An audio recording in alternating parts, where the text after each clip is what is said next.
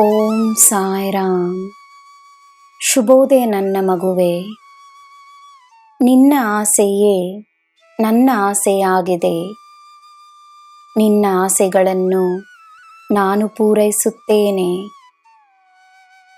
ನಿನ್ನ ನಂಬಿಕೆಯಿಂದಲೇ ನನ್ನ ಅಸ್ತಿತ್ವ.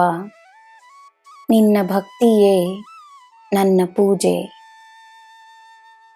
ತಾಳ್ಮೆಯನ್ನು ಕಳೆದುಕೊಳ್ಳದೆ ಶಾಂತವಾಗಿರುವ ನಿನಗೆ ಅದೃಷ್ಟದ ಬಾಗಿಲುಗಳು ತೆರೆದಿವೆ.